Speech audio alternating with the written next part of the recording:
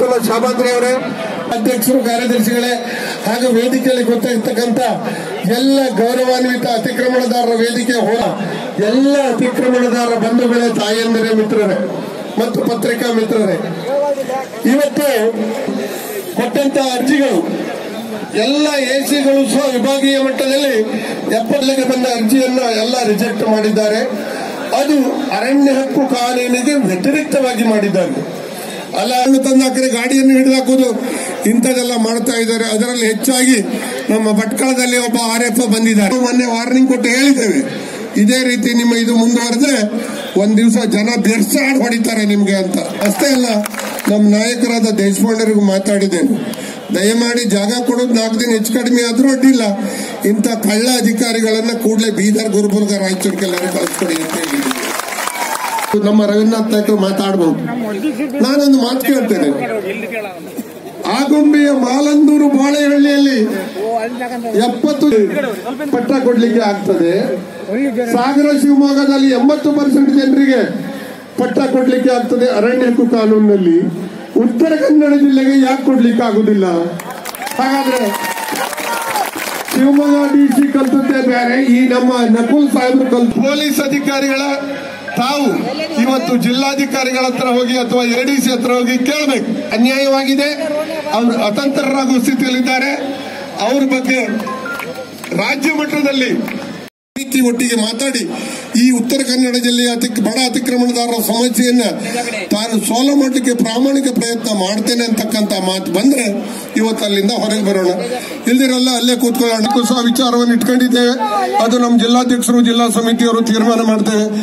ಏನೇ ಇರಲಿ, ಎಲ್ಲ ಹೋರಾಟಕ್ಕೂ ತಾವು ನಮ್ಮ ಬೆನ್ನೆಲುವಾಗಿ ನಿಲ್ಬೇಕು, ನಮ್ಮ ಕಡೆಗೆ ಹೋಗ್ಬಿಟ್ಟು ಬರಬೇಕು ಅಂತಕ್ಕಂಥ ಮನವಿಯನ್ನು ಮಾಡ್ತೇವೆ.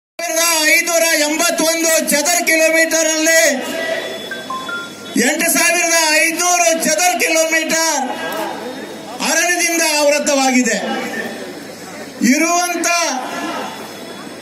2000 ಚದರ ಕಿಲೋಮೀಟರ್ ನಲ್ಲಿ 14 ಲಕ್ಷ ಜನಸಂಖ್ಯೆಯ ಜನರು ವಾಸ್ತವಕ್ಕಾಗಿ, ಸಾಗುವಳಿಗಾಗಿ ವಾಸ್ತವ ಮಾಡುವಂತಹ ಚಿತ್ರಣ ನಮ್ಮ ಜಿಲ್ಲೆದಾಗಿದೆ. ಅರಣ್ಯ ಹಕ್ಕು ಕಾಯ್ದೆ ಇಡೀ ದೇಶದಲ್ಲಿ ಜಾರಿ ಬಂತು. ಅರಣ್ಯ ಹಕ್ಕು ಕಾಯ್ದೆ ಅಡಿಯಲ್ಲಿ ಇಡೀ ದೇಶದಲ್ಲಿ ನಾವು ಸಾರಾಸಗಟವಾಗಿ ಮರಣ ಶಾಸನವನ್ನು ದಾಖಲೆ ಕೊಡ್ಲಿಕ್ಕೂ ಸಹಿತ ಸಿದ್ಧರಿದ್ದೇವೆ ಹೇಳುವುದನ್ನ ಎಚ್ಚರಿಕೆಯನ್ನು ಕೊಡ್ತಾ ಇದ್ದೇವೆ. ಹುಟ್ಟು ಸಾವಿನ ಮಧ್ಯ ಬುಡಕಟ್ಟು ಮತ್ತು ಮಂತ್ರಾಲಯವು ಸಹಿತ ಸ್ಪಷ್ಟವಾದ ಒಂದು ನೋಟಿಫಿಕೇಶನ್ ಮಾಡಿ 2014 ನವೆಂಬರ್ 12ನೇ ತಾರೀಕಿಗೆ ಒಂದು ನೋಟಿಫಿಕೇಶನ್ ಮಾಡಿದೆ. ಪಾರಂಪರಿಕ ಅರಣ್ಯವಾಸಿಗಳ ಅರ್ಜಿಗಳನ್ನ ಕಾನೂನು ಬಾಹಿರವಾಗಿ ತಿರಸ್ಕಾರವಾಗ್ತಾ ಇದೆ.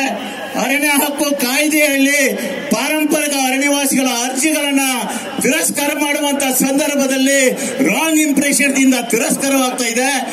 3 ತಲೆಮಾರಿನಿಂದ ಆ ಅತಿಕ್ರಮಣದಾರ ಆ ಸ್ಥಳದಲ್ಲಿ ಇರಬೇಕಂತಿಲ್ಲ. ಪ್ರದೀಪ್ ನಾಯ್ಕರೇ, ಕೇಂದ್ರ ಸರ್ಕಾರ ನೋಡಲ್ ಏಜೆನ್ಸಿ ಆಗಿರುವಂತಹ ಈ ಬುಡಕಟ್ಟು ಮಂತ್ರಾಲಯ ಒಂದು ಸುತ್ತಲನ್ನು ಹೊರಡಿಸಿ ಆ ಪ್ರದೇಶದಲ್ಲ 3 ತಲೆಮಾರಿನಿಂದ ಜನವಸತಿ ಇತ್ತು ಅಂತ ದಾಖಲೆ ಕೊಟ್ಟರೆ ಸಾಕು, ಆ ಜನರಿಗೆ ಹೋಗನ್ನು ಕೊಡಲಿಕ್ಕೆ ಸಾಧ್ಯ ಅಂತ ಹೇಳ್ತಾ ಇದೆ.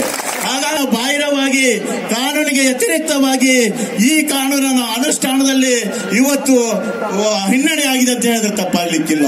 ಅತ್ಯರವಾಗಿ ಈ ಒಂದು ಸಮಸ್ಯೆದ ಬಗ್ಗೆ ನೀವು ಪ್ರಬಲವಾದ ನಿರ್ಣಯ ತೆಗೆದುಕೊಳ್ಳಿದ್ರೆ ಇಡೀ ಜಿಲ್ಲೆಯಲ್ಲಿ ನಾವು ನಮ್ಮ ಜನಪ್ರತಿನಿಧಿಗಳ ಮನೆ ಮುಂದೆ ಧರಣಿ ಮಾಡಲಿಕ್ಕೂ ನಾವು ಹಿಂದೆ ಮುಂದೆ ನೋಡುವುದಿಲ್ಲ ಅಂತ ಹೇಳಿ ಬಯಸ್ತಾ ಇದ್ದಾನೆ.